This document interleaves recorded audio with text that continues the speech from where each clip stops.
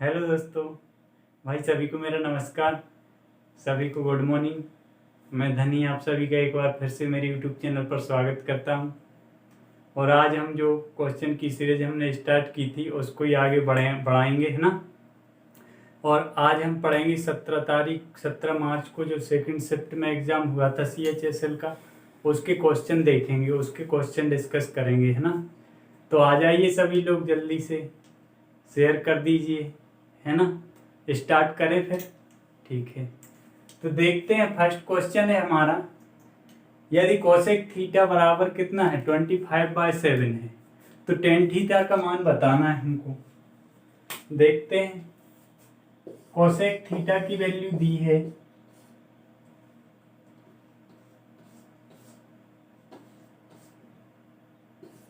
Cosec theta बराबर क्या दिया 25/7, है ना। कोसेक थीटा की वैल्यू है 25/7। तो हमको बताना है कि भाई टेन थीटा की वैल्यू क्या होगी, ये निकालना है हमको। टेन थीटा बराबर क्या होगा। तो ये तो बहुत आसान क्वेश्चन है, आप ओरली कर सकते हो इसको, है ना। कैसे करोगे बताओ, आंसर क्या होगा इसका। तो कोसेक थीटा बराबर होता क्या है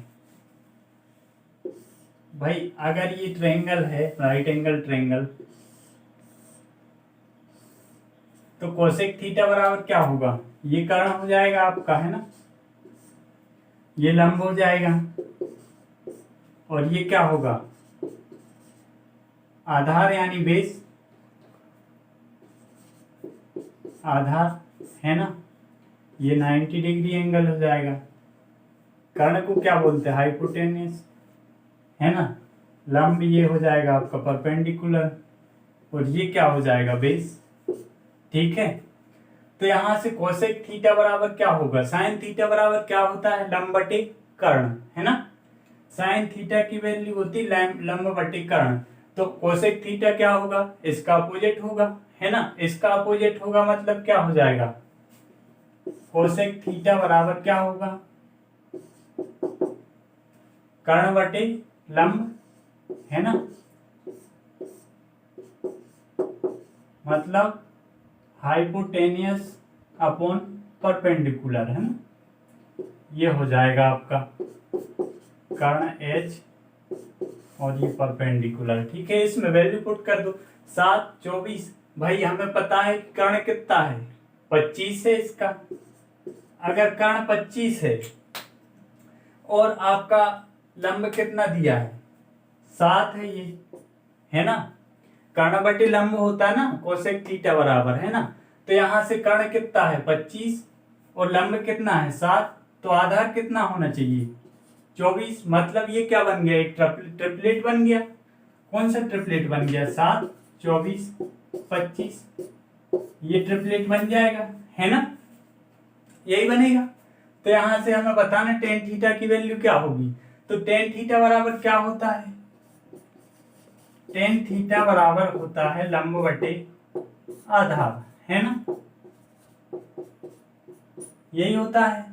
तो यहां से इसमें वैल्यू पुट कर दो आप, परपेंडिकुलर अपॉन बेस, है ना। तो परपेंडिकुलर कितना है 7 और बेस कितना है 24। तो आंसर क्या हो जाएगा भाई 7/24, ये आंसर हो जाएगा इस क्वेश्चन का। क्लियर है, समझ में आया। भाई करना क्या था, ट्रिपलेट बन रहा था सीधा, 7, 24, 25, कर्ण 25 है और लंब आपका 7 है, आधार 24 हो जाएगा, तो है ना। तो वैल्यू पुट कर दो, टेन थीटा बराबर लंब बटे आधार, मतलब 7/24, ठीक है। क्लियर, अगला क्वेश्चन देखें, ठीक। देखिए सेकंड क्वेश्चन है हमारा, sine theta plus cos theta का होल स्क्वायर बराबर 2 दिया है ना। तो थीटा की वैल्यू बताना है हमको क्या होगी। तो ये तो आप आसानी से कर लोगे, है ना। भाई क्वेश्चन ये है कि sine theta plus cos theta का होल स्क्वायर बराबर कितना दिया, 2 दिया है ना। तो इसको आप a+b के फॉर्म में सॉल्व कर देना, ठीक है, आंसर आ जाएगा। तो ये करके देखना आप, अगर नहीं आए तो मैं कल बता दूंगा आपको, है ना। ठीक है, इसका आंसर बताना आप मुझे कमेंट बॉक्स में, ठीक है। क्लियर, अगला क्वेश्चन की तरफ बढ़ें। ठीक है, अगला क्वेश्चन देखते हैं ना। तो देखिए अगला क्वेश्चन है हमारा क्वेश्चन नंबर 3। क्या बोल रहा है, एक वृत्त के केंद्रक के निर्देशांक दिए हैं -1 और 2। यदि वृत्त की त्रिज्या जो है 4 सेंटीमीटर है तो वृत्त का समीकरण क्या होगा, ये बताना है हमको, है ना। तो देखते हैं कैसे करोगे आप इसको। भाई वृत्त के केंद्रक के निर्देशांक दिए हैं -1 और 2, है ना। तो यदि इसका एक फॉर्मूला होता है, यदि भाई वृत्त के दो निर्देशांक केंद्रक के निर्देशांक दिए हैं h और k हैं अगर, है ना, तो फॉर्मूला क्या होता है, यदि केंद्रक के निर्देशांक हैं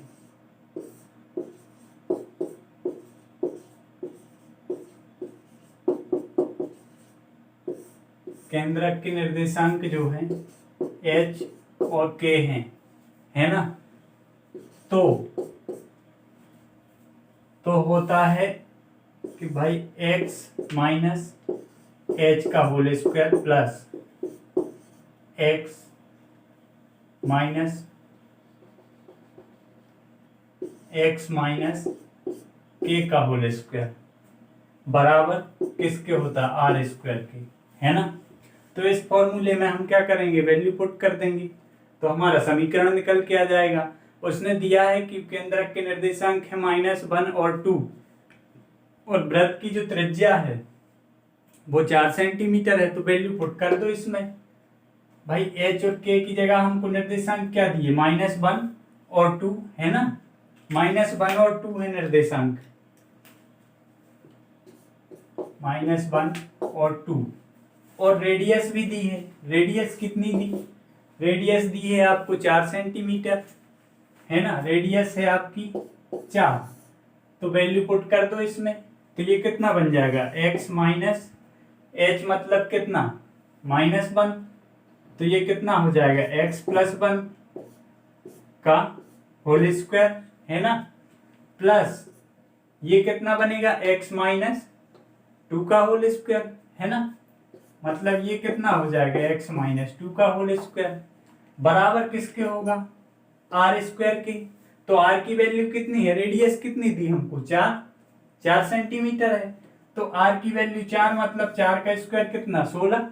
अब इसको सॉल्व कर दो तो इक्वेशन बन जाएगी, इक्वेशन ही तो पूछी है उसने, तो इसको सॉल्व करोगे आप तो ये कितना बन जाएगा, भाई a प्लस बी का होल स्क्वायर हो जाएगा, ये a माइनस बी का होल स्क्वायर हो जाएगा।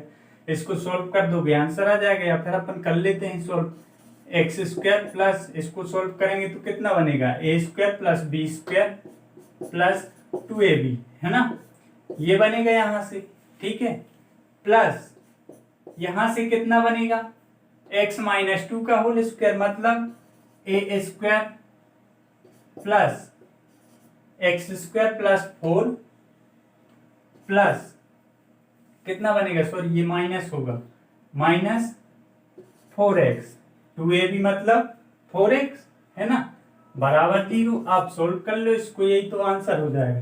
तो यहां से इन दोनों को जोड़ेंगे कितना, 2x स्क्वायर बन जाएगा, तो ये कितना बनेगा आपका 2x स्क्वायर, ठीक है। और ये कितना हो जाएगा, 4 और 1 5, है ना, 2x स्क्वायर प्लस 5, और ये प्लस का 2x है और ये माइनस का 4x है, मतलब कितना बचेगा, माइनस का 2x बराबर किसके हो जाएगा, 0 के, सॉरी 16 है ना ये, इसके बराबर में बराबर हो जाएगा आपका 16 के, है ना, ये 16 हो जाएगा। तो ये 16, ये प्लस का 5 या फिर ये इसको इधर ले आओ तो ये कितना बन जाएगा, 2x स्क्वायर, और ये इधर आएगा तो कितना बनेगा, माइनस का 2x माइनस का 11 बराबर 0। ये इक्वेशन हो जाएगा, है ना। क्लियर हुआ, ठीक है। ये चीज आपको याद रखना है, अगर केंद्रक के निर्देशांक दिए हैं तो अगर हमसे समीकरण पूछ लिया तो आप ऐसे निकाल दोगे, है ना, इक्वेशन, ठीक है। इसमें वैल्यू पुट कर दोगे दोनों निर्देशांक की तो आपका आंसर आ जाएगा। क्लियर हुआ, ठीक है। अगला देखते हैं ना, देखिए क्वेश्चन नंबर 4 देखते हैं। क्वेश्चन नंबर 4 है हमारा, एक घोड़े की गति 15 किलोमीटर प्रति घंटा है, घोड़े को एक चौकोर मैदान का चक्कर पूरा करना है ना, जिसका किनारा 175 मीटर है, मतलब एक साइड दी है 175 मीटर। तो घोड़ा कितने सेकंड में मैदान का एक चक्कर पूरा करेगा, ये बताना है हमको। तो ओरली होने वाला क्वेश्चन है, बस थोड़ी सी कैलकुलेशन है और कुछ नहीं है ना। तो देखते हैं भाई, चौकोर मैदान है मतलब क्या हो जाएगा, वर्ग बन जाएगा, है ना। चारों भुजाएं समान होंगी, चौकोर मतलब चारों भुजाएं समान। तो वर्ग का परिमाप क्या होता है, 4a, है ना। वर्ग का परिमाप जो है क्या हो जाएगा,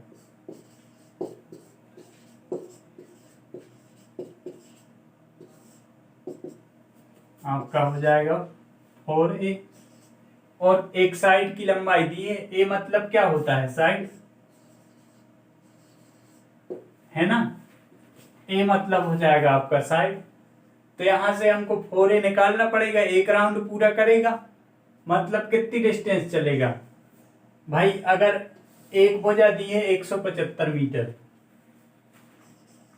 एक भुजा दी है उसकी 175 मीटर, है ना, ये दिया है।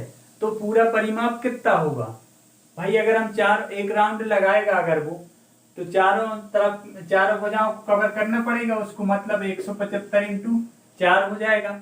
175 इंटू 4 करेंगे तो कितना बनेगा भाई, 100 चौके 400 और 75 चौके 300, मतलब टोटल कितना बन गया, 700। ये समझ में आया। मैंने क्या करा, 175 को 100 और 75 में तोड़ लिया, है ना। तो 100 का अपन ने 4 से मल्टीप्लाई करा, कितना बना, 400, ठीक है। फिर उसके बाद हमने क्या करा, 75 को जो है 4 से मल्टीप्लाई कर दिया, तो 75 चौके 300, तो 400 और 300 700। टोटल घोड़े को कितनी दूरी कवर करना है, 700 मीटर। 700 मीटर की दूरी कवर करना है उसको, और स्पीड दी है उसकी कितनी, 15 किलोमीटर पर आवर, है ना। स्पीड दी है उसकी चाल 15 किलोमीटर पर आवर, है ना। 15 किलोमीटर पर आवर की स्पीड से 700 मीटर की डिस्टेंस को कितनी देर में कवर करेगा भाई, निकाल दोगे आप कि क्या बताना, टाइम बताना है। टाइम बराबर क्या हो जाएगा, डिस्टेंस अपॉन स्पीड। तो डिस्टेंस कितनी है, 700 अपॉन कितना हो जाएगा, 15 इंटू 5/18 किलोमीटर पर आवर्स में दिए, मीटर पर सेकंड में कन्वर्ट करना है हमको, तो 5/18 हो जाएगा, है ना। सिंप्लीफाई कर दो यहां से, 5 15 3 18 7 6, ये कितना हो जाएगा, 5 से काटोगे तो ये कितना, 140, और ये कितना बन जाएगा 140, और यहाँ फिर 5 से काट दो तो ये 28, है ना। अब कितना बचा, ऊपर 28 बचा, 28 इंटू 6 कितना हो जाएगा, 28 तिया 84, 28 छक्के 168, है ना। तो 168 सेकंड का टाइम लगेगा घोड़े को 700 मीटर की डिस्टेंस कवर करने में, है ना। यही पूछा था क्या, हाँ, मैदान का एक चक्कर कितनी देर में पूरा करेगा, तो 168 सेकंड में। अगर मिनट में पूछा होता तो हम इसको 60 से डिवाइड कर देते हैं ना। क्लियर हुआ भाई। उसने बोला कि आयत की जो वर्ग की जो एक भुजा दी है कितनी है, 175 मीटर। तो जब घोड़ा उसका एक राउंड लगाएगा तो पूरा राउंड लगाएगा ना, चारों भुजाओं को कवर करेगा, मतलब टोटल कितनी डिस्टेंस चलेगा, 700 मीटर। अब 700 मीटर की डिस्टेंस चलेगा 15 किलोमीटर पर आवर्स की स्पीड से, है ना। तो 15 किलोमीटर पर आवर्स की स्पीड से उसको 700 मीटर की डिस्टेंस चलने में कितना टाइम लगेगा। अगर भाई स्पीड आपको मीटर पर सेकंड में बताना, तो 5/18 से मल्टीप्लाई कर दोगे आप, यहां से सिंप्लीफाई कर दो तो यहां से आपका आंसर आ जाएगा। ठीक है, क्लियर। अगला क्वेश्चन की तरफ बढ़े। ठीक है, तो देखिए अगला क्वेश्चन है हमारा क्वेश्चन नंबर 5। यदि a² प्लस 1/a² बराबर कितना है, 38 है। क्वेश्चन में दिया है कि भाई a² प्लस 1/a² बराबर कितना दिया, 38, है ना। तो हमसे पूछा क्या है, हमसे पूछा है a³ माइनस 1/a³ की वैल्यू, है ना। ये पूछा है ए क्यूब माइनस 1/a³ बराबर क्या होगा, ये बताना है हमको। तो कैसे करेंगे? सबसे पहले अगर हमको ए क्यूब माइनस 1/a³ चाहिए है तो क्या करना पड़ेगा हमको? भाई a माइनस 1/a की वैल्यू जब हमारे पास होगी तभी तो हम ए क्यूब माइनस 1/a³ की वैल्यू निकाल पाएंगे, है ना। तो हम क्या करेंगे, सबसे पहले इसको a माइनस 1/a के फॉर्म में कन्वर्ट करेंगे। तो कैसे करेंगे भाई? दोनों साइड से आप एक काम करो, दोनों साइड से 2 माइनस कर दो, है ना। तो क्या हो जाएगा, ये a² प्लस 1/a² माइनस 2 बराबर कितना हो जाएगा? यहां से -2 करेंगे तो 36। अब ये क्या बन गया? a माइनस बी का होल स्क्वायर, है ना, यही बनेगा। तो यहां से क्या हो जाएगा भाई? a माइनस 1/a बराबर कितना आ जाएगा आपका? 6, है ना, यही आ जाएगा। अब a माइनस 1/a की वैल्यू हमारे पास आ गई, ठीक है। अब हमको क्या करना है? अब हम ये इसकी वैल्यू नहीं चाहिए हमको, तो a माइनस 1/a का होल क्यूब निकाल देंगे तो आंसर आ जाएगा, है ना। तो a माइनस 1/a³ का होल क्यूब करेंगे जब हम, तो कितना बनता है? इसका होल क्यूब करेंगे तो 6 6 36 छक्के 216 a³ माइनस 1/a³ बराबर कितना होगा? क्या होता है a³ माइनस 1/a³ का formula? a³ plus b³ minus a³ minus 1/a³ minus 3ab मतलब क्या हो जाएगा? कट जाएगा, है ना। 3ab और a प्लस b मतलब 3ab a माइनस b, है ना। तो यहां से क्या बन जाएगा आपका? 6 तिया 18, है ना। a plus a minus 1/a की वैल्यू कितनी है? 6, तो 6 तिया 18 उधर जाएगा तो जुड़ जाएगा। तो a³ माइनस 1/a³ बराबर कितना हो जाएगा? 216 प्लस 18, तो कितना बन जाएगा भाई? यहां से आपका a³ माइनस 1/a³ बराबर कितना आ जाएगा? 216 और 18 234 आंसर आ जाएगा, है ना। यही पूछा था क्वेश्चन में। समझ में आया कि नहीं? मैंने क्या करा भाई, अगर हमको माइनस के फॉर्म में चाहिए a माइनस 1/a की वैल्यू चाहिए है ना, तो हमने क्या करा, इसको -2 कर दिया दोनों साइड। तो ये कितना बचा? 36, और ये कितना हो गया? -2 करा तो ये क्या बन गया? a² plus b² minus 2ab, है ना। तो यहां से a माइनस 1/a बराबर कितना आ जाएगा? 6। a माइनस 1/a की वैल्यू आ गई तो a³ माइनस 1/a³ की वैल्यू हम निकाल देंगे। 6 का क्यूब कितना होता है? 216 और इधर माइनस का 3ab आएगा तो वो उधर जाके जुड़ गया, माइनस का 3ab a प्लस b, तो ab तो कट जाएगा, a प्लस b बचा, तो ये इधर जाके जो है जुड़ गया, मतलब 3×6=18, है ना। अरे इसमें वैल्यू पुट कर दी मैंने। a प्लस b का होल क्यूब क्या होता है? a प्लस b का होल क्यूब बराबर a³ minus b³ minus 3ab a minus b, है ना, ये होता है। तो इसमें मैंने वैल्यू पुट कर दी, इसमें वैल्यू पुट करी तो आंसर आ गया, ठीक है। क्लियर है? आगे देखें, ठीक है। देखिए अगला क्वेश्चन है हमारा, निम्नलिखित में से कौन समकोण त्रिभुज की भुजाएं नहीं है? तो ये तो ऑप्शन बेस्ड क्वेश्चन था, ऑप्शन देख के हम तुरंत टिक कर देते। भाई अगर मैंने आपसे बोला कि मैंने दे दिया आपको 4 ऑप्शन, A 3 4 5, B 6 7 8, 6 7 9, है ना, C 5 12 13, और डी दे दिया मैंने आपको यहां से कितना? 20 21 29। तो इसमें से कौन सी समकोण त्रिभुज की भुजाएं नहीं है, ये बताना था हमको। तो भाई ये तो ट्रिपलेट है, ये ट्रिपलेट है, ये भी ट्रिपलेट है, और ये भी ट्रिपलेट है ना। तो ये बस नहीं होगा, समकोण त्रिभुज की भुजाओं का योग, वो क्या भुजाएं कैसे देखते हैं हम, दो भुजाओं का योग जो है तीसरी भुजा के बराबर होता है समकोण त्रिभुज में, है ना। ऐसे ही चेक करते हैं, तभी तो ये ट्रिपलेट बनते भाई। 4 का स्क्वायर 16 और 3 का स्क्वायर 9, तभी तो ये 5 का स्क्वायर बनाना 25, दोनों का सम। ठीक है, दो भुज समकोण त्रिभुज में दो भुजाओं का योग जो है तीसरी भुजा यानी कर्ण के योग के बराबर, कर्ण के स्क्वायर के बराबर होता है ना। दो भुजाओं के वर्गों का योग तीसरी भुजा के वर्ग के बराबर होता है। ठीक है, तो यहाँ से ये तो ऑप्शन बेस्ड क्वेश्चन था, तो आप बना ही लेते इसको, है ना, ऑप्शन देख के। ठीक है, बढ़ते हैं अगले क्वेश्चन की तरफ और देखते हैं क्वेश्चन नंबर 10। देखिए अगला क्वेश्चन है हमारा क्वेश्चन नंबर 6, है ना, 7 होगा, सॉरी, जो भी हो ठीक है, मुझे याद नहीं है, आप देख लेना, है ना।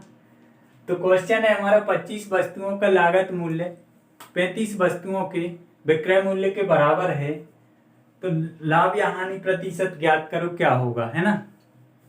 भाई 25 आर्टिकल की सीपी जो है वो 35 आर्टिकल के विक्रय मूल्य के बराबर है, मतलब इस कंडीशन में तो हमेशा लॉस होगा। कैसे होगा लॉस, क्योंकि भाई जितने में उसने 25 आर्टिकल खरीदे थे उतने ही में उसने 35 आर्टिकल बेच दिए, मतलब 10 आर्टिकल का तो नुकसान हो गया। तो यहाँ से इसको सॉल्व कर लेंगे, देख लेंगे, है ना। उसने बोला 25 आर्टिकल की सीपी जो है, 25 आर्टिकल की सीपी बराबर किसके है, बराबर है आपका 35 आर्टिकल के विक्रय मूल्य के। 25 आर्टिकल का क्रय मूल्य जो है वो 35 आर्टिकल के विक्रय मूल्य के बराबर है ना। तो 25 आर्टिकल की सीपी बराबर किसके होगी, 35 आर्टिकल की एसपी के। सिंप्लीफाई कर दो यहाँ से, 5 25 5 7 35, है ना। तो यहाँ से सीपी और एसपी का रेशियो बन जाएगा, सीपी अपॉन में जो है एसपी बराबर क्या बन जाएगा, कितना बन जाएगा, सीपी अपॉन एसपी का रेशियो 7/5, है ना।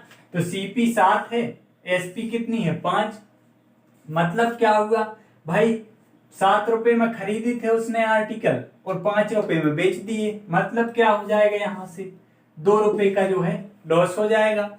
2 रुपए का लॉस होगा कितने पे, लॉस हमेशा किस पे होता है, क्रय मूल्य पे, है ना। तो 2 रुपए का लॉस होगा, क्रय मूल्य कितना है 7 यूनिट, तो 2 का लॉस होगा, 2 यूनिट का लॉस 7 पे, मतलब 2/7।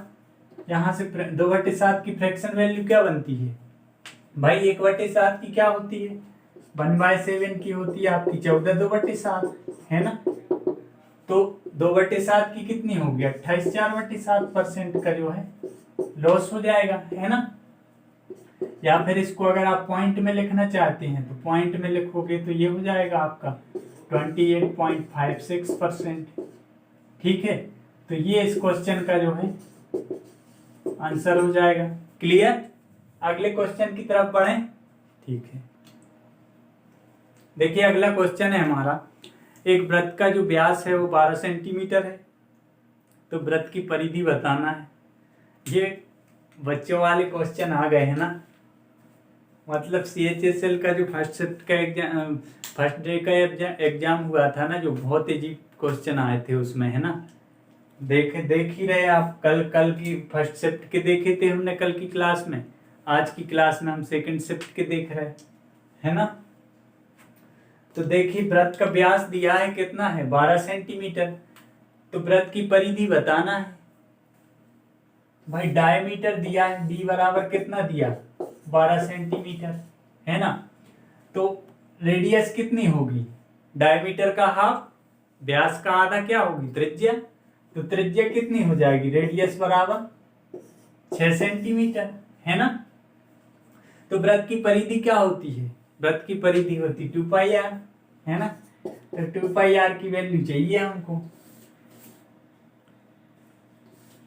सरकमफेरेंस निकालना है हमको, है ना।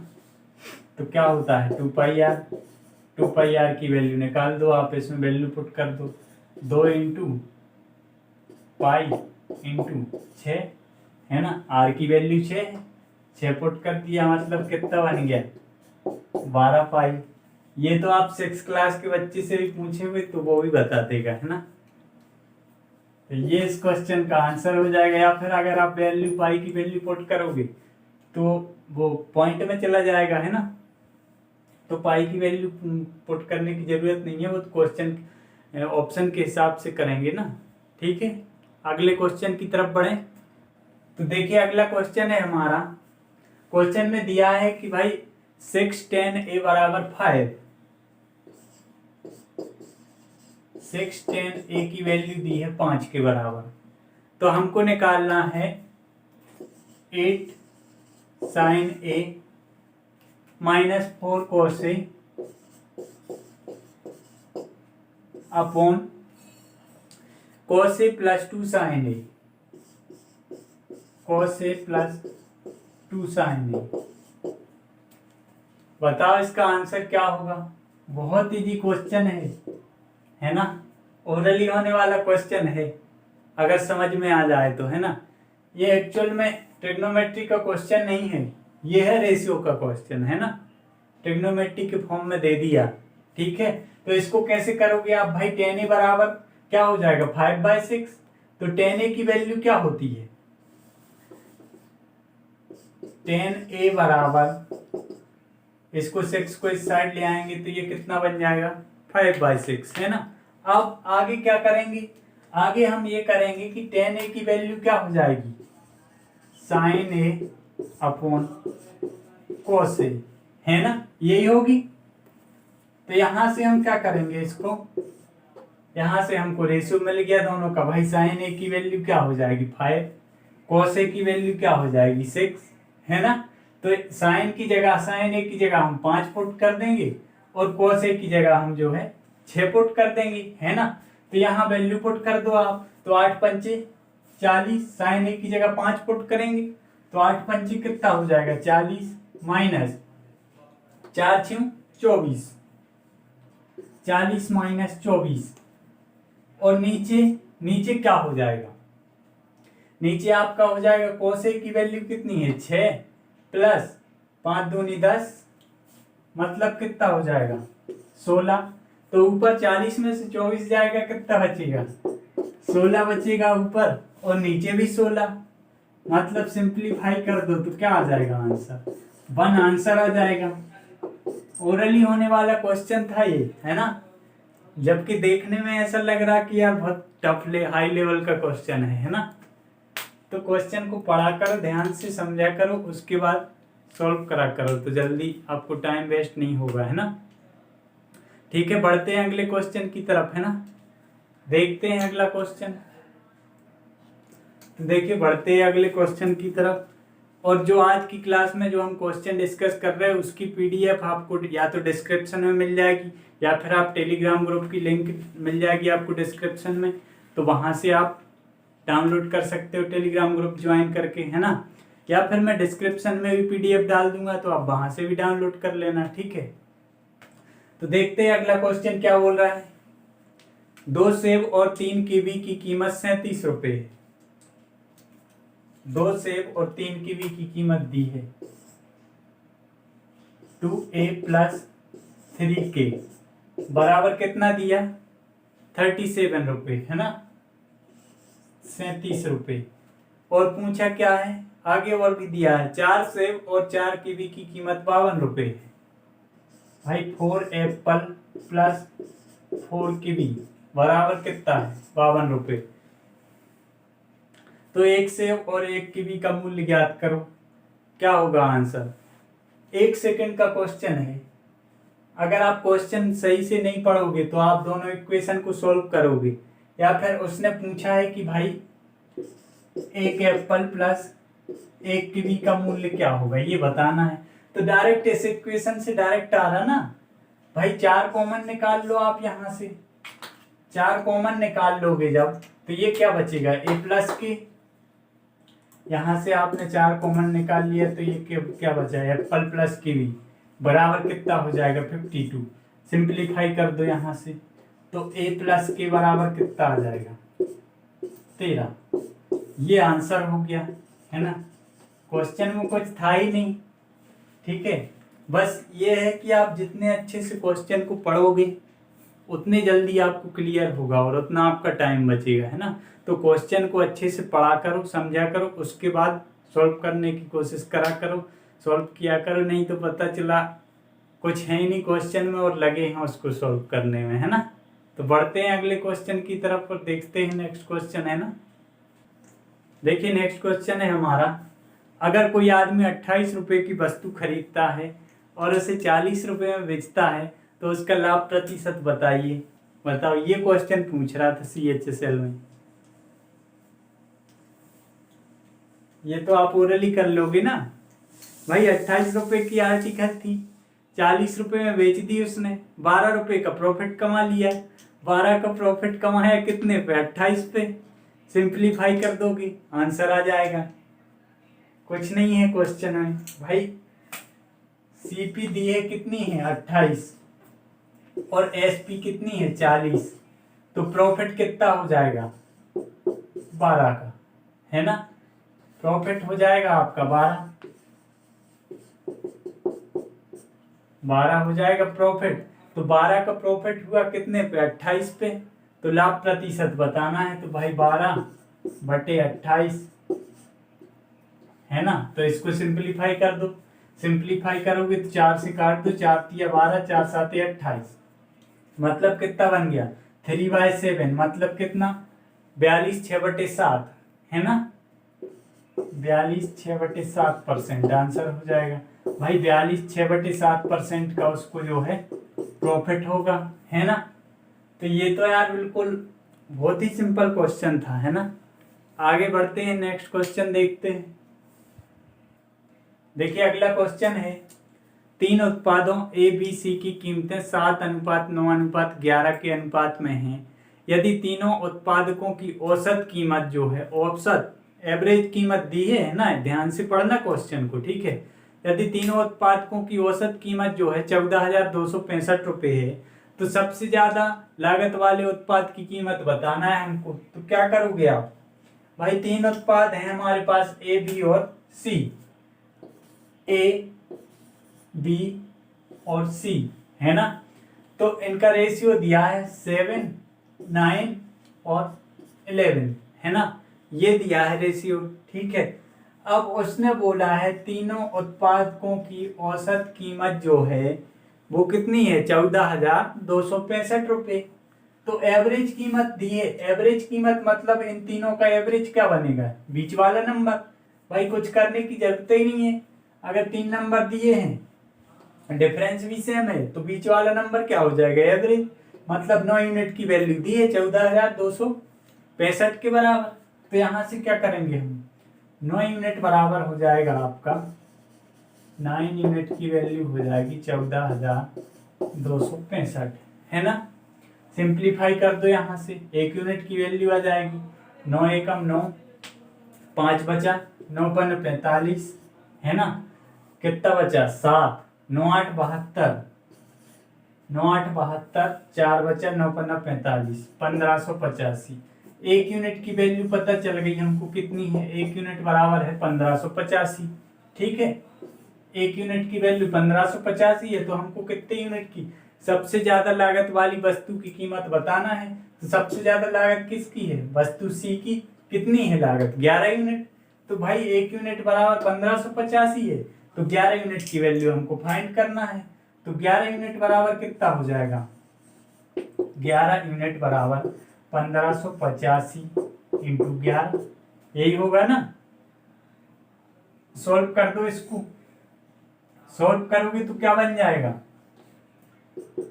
ये कितना बन जाएगा? 15,850, 15,850 प्लस 1585 और ऐड कर देंगे, 1585।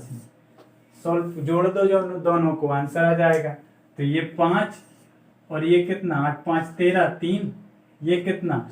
8 5 13 और 1 14, 4, और ये कितना हो जाएगा? 15 2 17,435 हमारा आंसर हो जाएगा इस क्वेश्चन का, ठीक है। ये समझ में आया मैंने मल्टीप्लाई कैसे करा?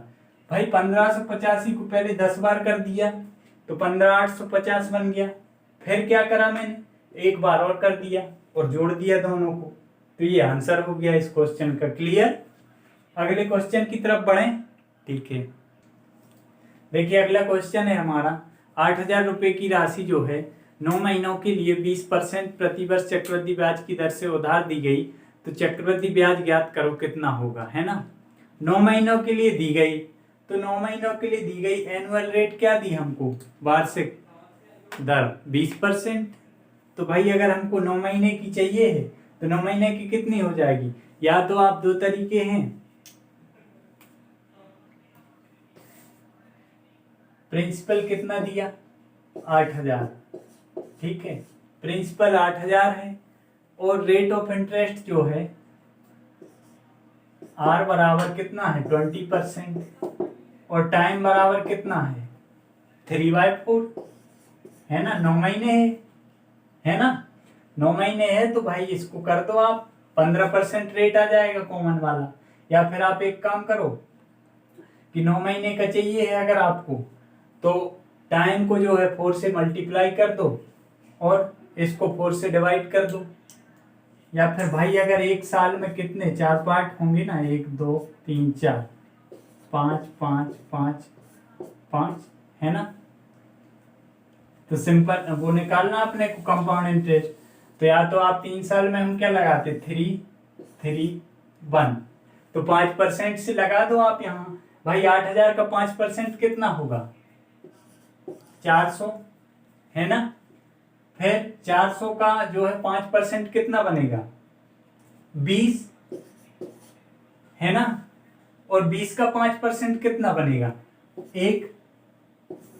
अब तीनों को मल्टीप्लाई करके जोड़ दो, तो 4 तिया कितना हो जाएगा 1200, यहां से प्लस 60 प्लस 1 बराबर कितना बन जाएगा 1261, ठीक है। तो ये आंसर हो जाएगा। चक्रवृद्धि ब्याज बताना था हमको, एक तो ये तरीका हो गया।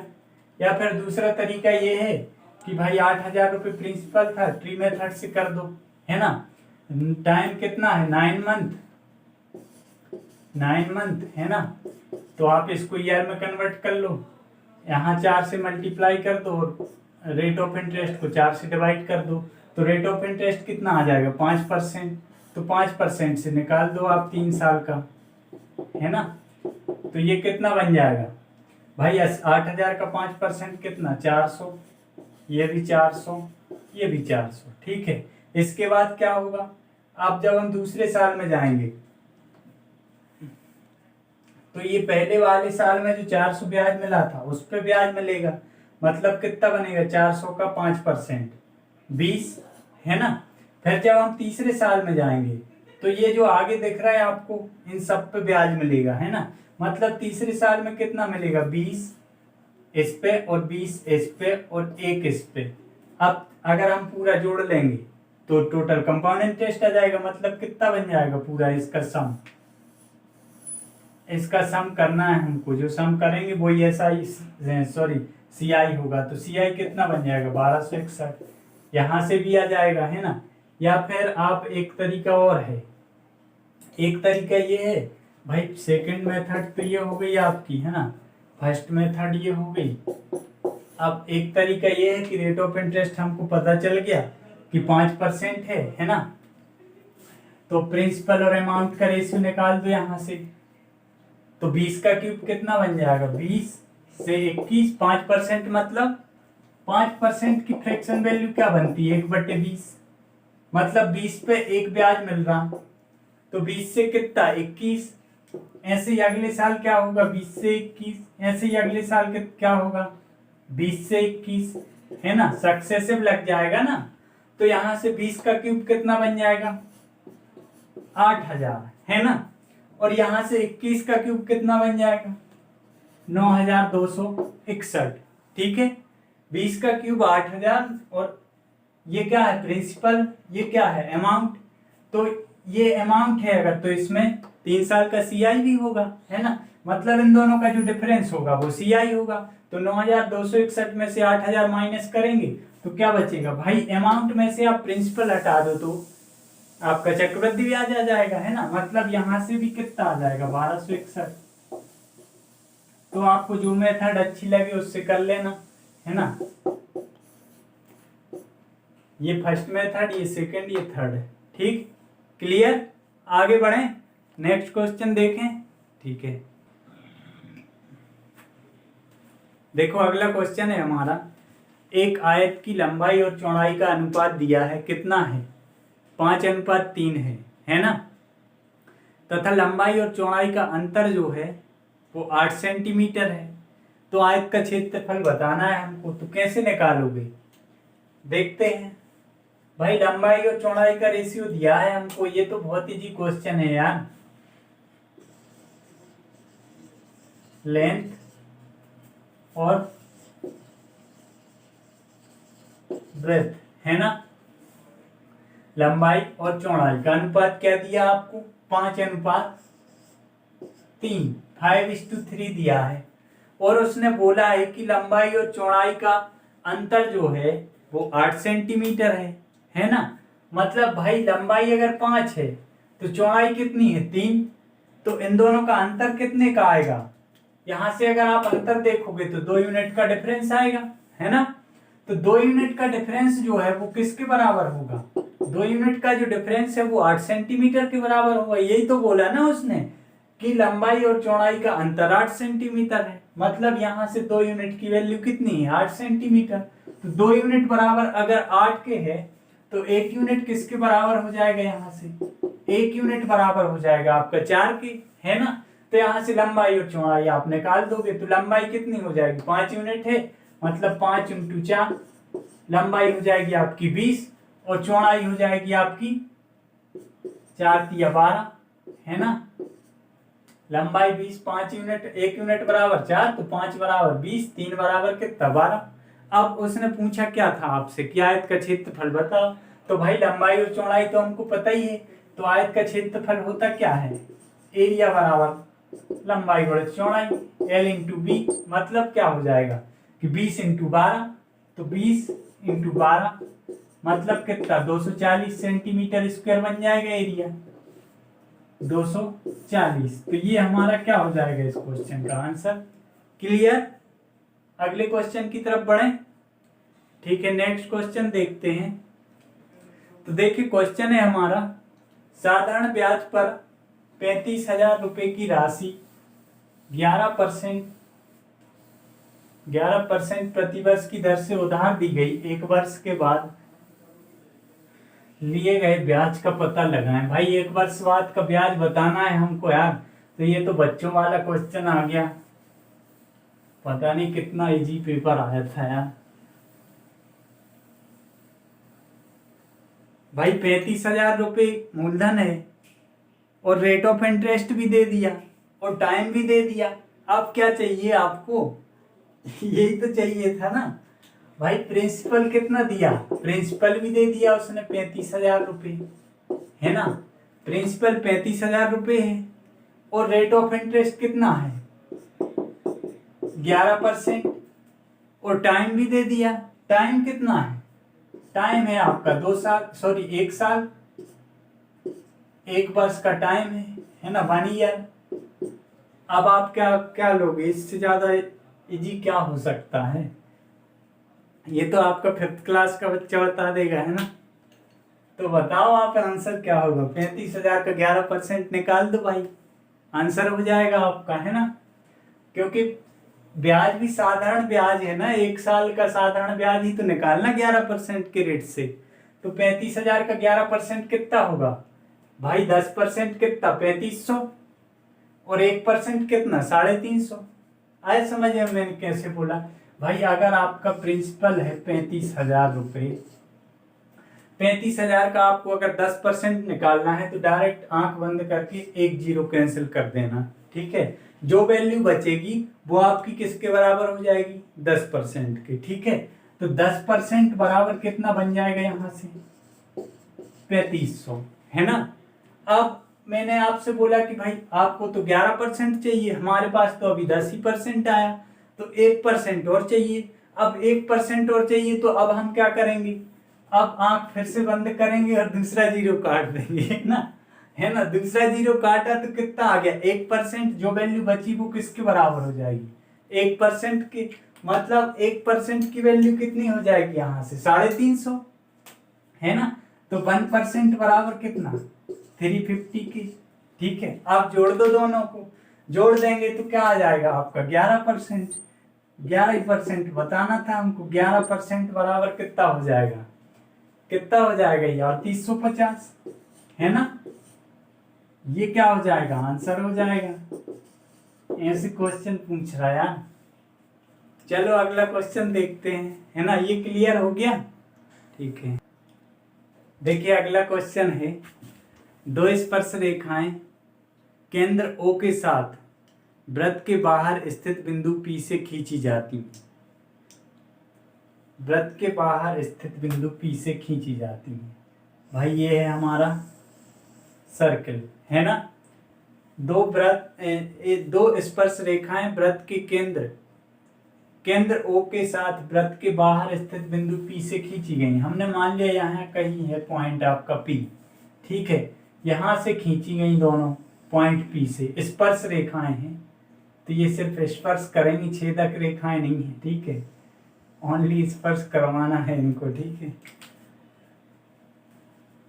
स्पर्श करवाना है यार, ये स्पर्श नहीं हो रही, ये तो अंदर से जा रही। स्पर्श करवाएंगे हम सिर्फ, है ना, यहाँ से ऐसे, ठीक है। और यहाँ से स्पर्श होगी ऐसे, और यहाँ जाके दोनों जो है इस पॉइंट पे मिल जाएंगे। ये पॉइंट क्या हो जाएगा, P। और ये जहाँ जिस पॉइंट पे मिल रही वो क्या हो जाएगा, ये A हो जाएगा, ये हो जाएगा आपका B, है ना। ये हो जाएगा आपका केंद्रक O, ठीक है। अब आगे क्या बोला, आगे बोला P से खींची जाती बिंदु A और B वृत्त को स्पर्श, बिंदु A और B पर स्पर्श कर रही वृत्त को, ठीक है। अब आगे बोला P भी बराबर है 12 सेंटीमीटर, मतलब इसकी लेंथ दी है आपको 12 सेंटीमीटर, है ना। और वृत्त की त्रिज्या 5 सेंटीमीटर है। या तो आप यहां से यहां मिला दो, है ना, या तो आप यहां से यहां मिला दो। रेडियस 5 सेंटीमीटर दी, ये भी 5 होगी, ये भी 5 होगी, ठीक है। और अगर ये 12 है तो ये भी 12 होगी। कैसे होगी 12, ऐसे होगी, वृत्त के बाहर स्थित किसी बिंदु से वृत्त को स्पर्श करने वाली रेखाएं खींची गई, वृत्त के स्पर्श करने वाली रेखाएं हमेशा बराबर होंगी, मतलब ये और ये बराबर, तो ये 12 तो ये भी 12, ठीक है। अब हमें बताना है क्या, चतुर्भुज AOPB का क्षेत्रफल बताना है। तो क्या हो जाएगा भाई, यहाँ आप इसको इससे मिला दो, ठीक है। तो ये एंगल कितना बनता है 90, ये भी 90 बन जाएगा, ठीक है ना। वृत्त के मतलब केंद्रक और टेंजेंट के बीच का एंगल कितना होता है, ये 90 डिग्री, है ना। स्पर्श रेखा और त्रिज्या के बीच जो कोण बनेगा ये 90 डिग्री होगा हमेशा, है ना। तो ये 90 है भाई, ये 5 है, ये 12 है, तो ये कितनी हो जाएगी 13। अब हमसे पूछा क्या है, उसने पूछा है कि AOPB का क्षेत्रफल ज्ञात कीजिए, है ना। मतलब AOP और B इसका क्षेत्रफल बताना है हमको, क्या होगा, है ना। तो इसका क्षेत्रफल आप कैसे निकालोगे, इसका निकाल लो, इसका निकाल लो, है ना। तो इसका क्षेत्रफल क्या हो जाएगा, 1/2 आधार गुणित ऊंचाई, मतलब कितना बन जाएगा, कितना बनेगा 1/2 आधार गुणित ऊंचाई, मतलब 12 पंचे 60, 60 का हाफ कितना 30। तो इस वाले ट्रायंगल का एरिया कितना होगा, OPB का एरिया हो जाएगा आपका 30 सेंटीमीटर, है ना, 30 सेंटीमीटर स्क्वायर। अगर इसका एरिया 30 है तो भाई इसका भी एरिया 30 होगा, क्योंकि ये भी तो वही सेम ट्रायंगल है ना, तो इसका भी 30 होगा। मतलब क्या हुआ, AOPB का एरिया कितना हो जाएगा टोटल, चतुर्भुज AOPB का एरिया बताना था, 30 इसका है, 30 इसका है, मतलब टोटल कितना हो जाएगा 60। तो ये इस क्वेश्चन का आंसर हो जाएगा। क्लियर है कि एक बार और बताऊं, भाई ट्रिपलेट ही तो लगाना है इधर, 5 12 ये 13। भाई स्पर्श रेखा और रेडियस के बीच ये एंगल जो बन रहा ये 90 हो गया, तो ये समकोण बन गया, तो ये 5 ये 12 ये 13, ये 5 ये 12 ये 13, है ना। यहां से इसका एरिया 30 हो गया तो इसका भी 30 हो गया, मतलब पूरे चतुर्भुज का एरिया कितना बन जाएगा क्वाड्रिलेटरल का 30 और 30 60, ठीक है, तो ये आंसर हो जाएगा। अगले क्वेश्चन की तरफ बढ़ते हैं। ठीक है, देखते हैं नेक्स्ट। देखिए अगला क्वेश्चन है हमारा, एक वृत्त त्रिभुज एबीसी में अंकित किया जाता है। जैसे कि वृत्त भुजा AB को F पर, भुजा BC को जो है D पर और भुजा AC को E पर छूता है ना। यदि AB बराबर 12 दिया है और BC बराबर दिया है 10 और AC बराबर 8 है, तो CD इंटू AF का मान बताना है हमको, है ना। देखते हैं, उसने बोला है कि भाई एक वृत्त के अंदर त्रिभुज ABC अंकित किया गया, मतलब ये सर्किल है ना। इसके अंदर जो है क्या किया गया, एक वृत्त को त्रिभुज ABC के अंदर अंकित किया गया, सॉरी ट्रायंगल के अंदर, सर्किल को अंदर किया अंकित किया गया, मतलब ट्रायंगल के अंदर बना है सर्किल, है ना। हमने मान लिया ये है हमारा सर्किल, ठीक है। अब ट्रायंगल बनाएंगे, ये हो जाएगा आपका ट्रायंगल, ठीक है। सही नहीं बना है, बाकी ठीक है, काम चलाने लायक है ना। ये कहाँ काट रहा, टच कर रहा, जैसे AB, भुजा AB को F पर, A B और C ये ट्रायंगल है, ठीक है। भुजा AB को F पर, मतलब ये पॉइंट क्या हो जाएगा F, ठीक है। उसके बाद BC को जो है D पर, मतलब BC को कहाँ काटेगा D पर, ठीक है। और AC को जो है E पर छूता है, मतलब AC को कहाँ छू रहा, E पर, ये बोला है, ठीक है। अब आगे दिया है कि AB बराबर 12 सेंटीमीटर, BC बराबर 10 सेंटीमीटर। AB बराबर कितना है, टोटल AB पूरी है 12, है ना, ये पूरी 12 है, और BC बराबर जो है 10 है, ये पूरी 10 है, और ये पूरी कितनी है, AC बराबर 8 है, ये 8 है, ठीक है। अब हमको बताना है कि भाई CD इंटू AF की वैल्यू बताना है, तो कैसे निकालोगे, कैसे करोगे, बताओ आंसर क्या होगा। क्वेश्चन वीडियो को पॉज करो, है ना, और क्वेश्चन को करने की कोशिश करो, ठीक है। अच्छा क्वेश्चन है ये, थोड़ा सा कॉन्सेप्ट है बस उसमें, अगर आपने वो समझ लिया तो आ जाएगा आंसर, है ना। इस टाइप का क्वेश्चन, एक थ्योरम बताया था मैंने पिछले ही क्वेश्चन में कि एक ही बिंदु से वृत्त पर खींची गई स्पर्श रेखाएं जो है बराबर होती हैं, मतलब हमने मान लिया भाई ये दोनों बराबर होंगी, इस पॉइंट से खींची तो ये x हो गया, और ये बराबर होगी तो ये बाय, तो ये भी बाय, और ये बराबर होगी तो ये z है, तो ये भी z है ना। समझ में आया। तो अब देखते हैं हम क्या करेंगे अब आगे। भाई x प्लस वाई बराबर 10 है, और x प्लस जेड बराबर 12 है, और y प्लस जेड बराबर 8 है। तीनों का सम कर दो आप, हमको x plus Y plus Z की वैल्यू अगर मिल जाएगी तो हम x y z की वैल्यू सेपरेट सेपरेट निकाल देंगे, है ना। तो हम क्या करेंगे भाई, ये कितना बन जाएगा अगर हम तीनों को जोड़े, x plus Y, Y plus Z, Z plus X, तो क्या बनेगा 2x plus Y plus Z, यही बनेगा, है ना। बराबर कितना हो जाएगा, 10, 8, 18 और 12 30, है ना, बराबर 30। तो यहां से x plus Y plus Z की वैल्यू कितनी आ जाएगी, 15। अब x plus Y plus Z की वैल्यू अगर 15 है ना, और x प्लस वाई यहाँ पे कितना है 10 है, तो z की वैल्यू क्या हो जाएगी, z की वैल्यू मिल गई हमको यहाँ से, z बराबर कितना आ जाएगा 5। अगर z 5 है और ये पूरी जो है 8 है, अगर z की वैल्यू जो है, z की वैल्यू जो है 5 है ना, तो y की वैल्यू कितनी हो जाएगी भाई 3 हो जाएगी। अब y की वैल्यू अगर 3 है तो x की वैल्यू कितनी हो जाएगी, x की वैल्यू 7 हो जाएगी, है ना। तो पूछा क्या था हमसे कि CD इंटू AF का मान ज्ञात कीजिए, तो CD कहाँ है, सी डी, ये वाली है ना, मतलब y की वैल्यू कितनी है 3 है, तो C D into A F निकालना है हमको, है ना, C D into A F बराबर क्या होगा यही बताना है, ठीक है।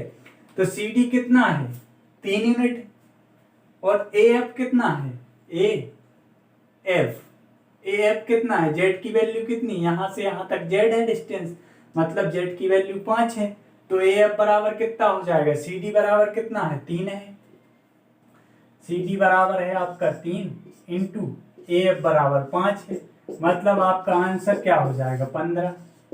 ये क्या हो जाएगा, ये इस क्वेश्चन का आंसर हो जाएगा।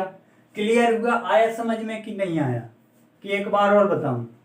भाई मैंने क्या करा, मैंने आपसे बोला कि एक ही जगह से खींची गई दो स्पर्श रेखाएं जो है बराबर होती हैं, है ना, तो ये इसकी ये अगर x है तो ये भी x, ये y है तो ये भी y, ये z है तो ये भी z, क्योंकि एक ही जगह से खींची जा रही और दोनों वृत्त को स्पर्श कर रही, है ना। और इसकी लंबाई 12 दी, इसकी 5, इसकी 8 दी और इसकी कितनी दी 10, है ना।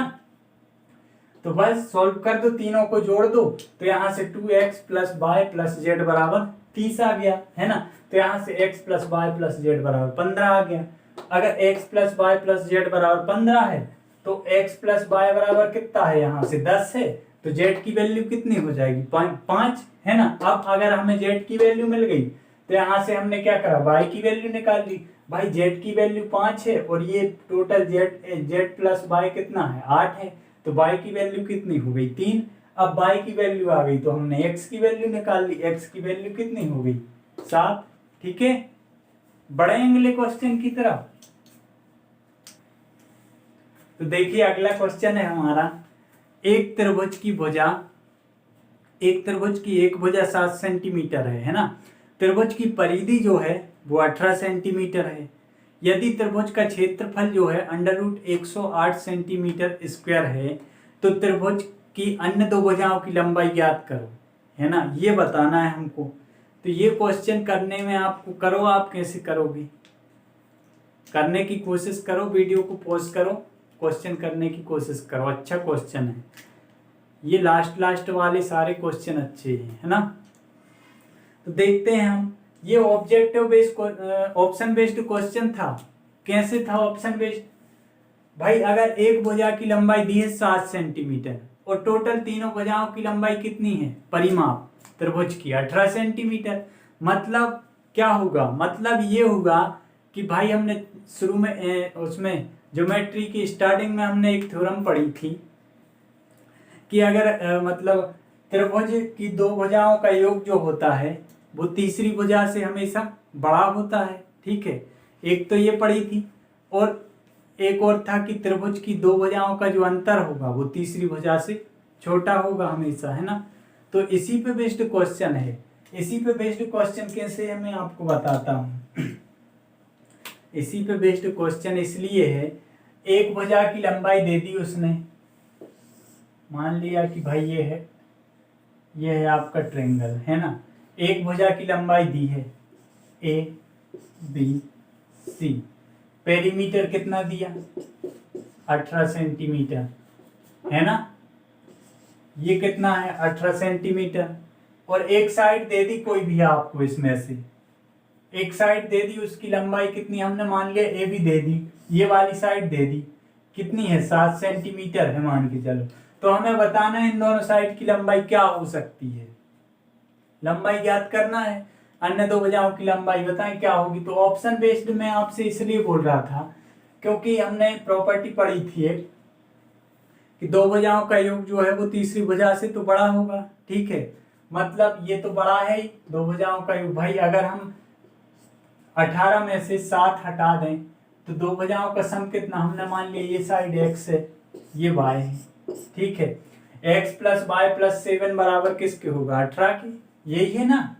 तो 18 हो जाएगा तो x प्लस वाई बराबर कितना बचेगा भाई, क्योंकि एक साइड ए बी तो हमको पता है, ए बी बराबर 7 है, तो AC BC प्लस AC कितना होगा 11, दो भुजाओं का योग कितना होगा 11, है ना।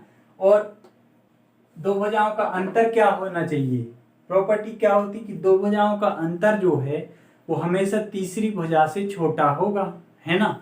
तो इसमें दो ही वो बन सकते थे कि भाई अगर तीसरी भुजा से छोटा होगा, है ना, तो हम इसको 1 और 10 तो ले नहीं सकते, है ना, क्योंकि इन दोनों का अंतर अगर हम निकालेंगे, भाई मैंने बोला कि तीसरी भुजा से छोटा होना चाहिए अंतर, मगर यहाँ तो अंतर कितने का आ रहा, 9 का आ रहा, मतलब ये तो बन नहीं सकता। ठीक है, दूसरा ये है कि आप मान लो 2 और 9, तो ये 7, ये बराबर बन रहा, मतलब ये भी नहीं बन सकता, है ना। फिर तीसरा क्या बनेगा आपका, 3 और 8, है ना, फिर बनेगा आपका 3 8, यही बनेगा। ठीक है, 3 8 के बाद आपका बनेगा 4 7, 4 7 के बाद आपका क्या बनेगा, 5 6, यही बनेंगे ना पेयर, है ना। तो 4 और 7 और 4 के बीच डिफरेंस 3 का है, 6 और 5 के बीच 1 का है, और 3 और 8 के बीच कितने का है, 5 का है। तो इसमें से होना चाहिए आपका आंसर, है ना। तो अब आप क्या करोगे, या तो आपको अगर ऑप्शन में दिख गया भाई, ऐसे ऑप्शन दिए हैं अगर कि एक ही ऑप्शन मैच कर रहा, तो आपका आंसर ओरली आ जाएगा। या फिर आप एक काम कर सकते हो कि भाई 8 और 3 सबको सेटिस्फाई करके देखो, 8 और 3 कितना हो रहा, 11। हमने मान लिया कि एक साइड 8 है और एक 3 है, अगर हम मान लें, हमने मान लिया ये 8 है और ये 3 है। अब आप इसमें लगा दो हैरो फॉर्मूला, है ना। हैरो फॉर्मूला लगाओगे तो यहां से क्या हो जाएगा, तीनों का सम करेंगे, ये आना चाहिए आपका एरिया √108 के बराबर आना चाहिए, तो आपका आंसर आ जाएगा, है ना। तो जब आप 3 और 8 रखोगे हैरो के फॉर्मूले में, तो आपका ये आंसर सेटिस्फाई हो जाएगा। ठीक है, बाकी आपको पहले ऑप्शन चेक करना है, अगर ऑप्शन से आ गया तो सबसे बेस्ट तरीका यही है, इसमें आपका टाइम खराब नहीं होगा। ठीक है, बढ़े नेक्स्ट क्वेश्चन की तरफ। ठीक है, अगर नहीं आए समझ में तो आप कमेंट बॉक्स में बोल देना, तो मैं आपको ये फिर से करा दूंगा, है ना, कल की क्लास में। ठीक है, चलिए अगले क्वेश्चन की तरफ बढ़ते, देखते हैं अगला क्वेश्चन। ए किसी कार्य को जो है 30 दिन में पूरा कर सकता है, बी उसी कार्य को 18 दिन में पूरा कर सकता है। ए ने अकेले काम शुरू किया और 6 दिन तक काम किया, कितने दिनों में ए बी की सहायता से इस कार्य को पूरा करेगा। देखते हैं कितने दिनों में ए बी की सहायता से इस कार्य को पूरा करेगा, ये बताना है। देखते हैं भाई, ए अकेला कर रहा काम तो कितने दिन ले रहा, 30 दिन, है ना। अगर ये ए अकेला काम करेगा 30 दिन लेगा, और बी अकेला काम करेगा तो बी अकेला करेगा तो 18 दिन लेगा, है ना। मतलब यहां से हम टोटल वर्क्स निकाल सकते हैं। टोटल वर्क कितना बनेगा, 30 और 18 का एलसीएम बन जाएगा आपका टोटल वर्क, मतलब टोटल वर्क कितना आ जाएगा, आप बोलोगे सर 90, है ना। टोटल वर्क बराबर 90। ठीक है, तो इसकी इफिशियंसी कितनी हो जाएगी, 30 या 90, और इसकी कितनी हो जाएगी, 18 5 90, 5 यूनिट।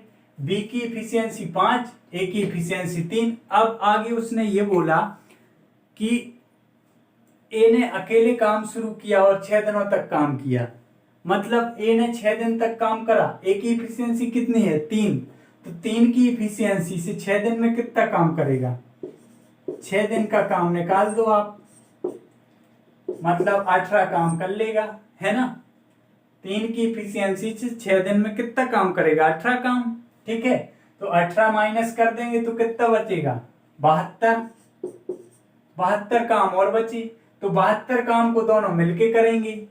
यही बोला ना कि कितने दिनों में ए बी की सहायता से शेष कार्य को पूरा करेगा। मतलब क्या हुआ भाई, 72 काम बचा है। अब ए जो है किसकी सहायता लेगा, बी की सहायता लेगा, मतलब कितना हो जाएगा भाई, इसकी इफिशियंसी 3, इसकी इफिशियंसी 5, है ना।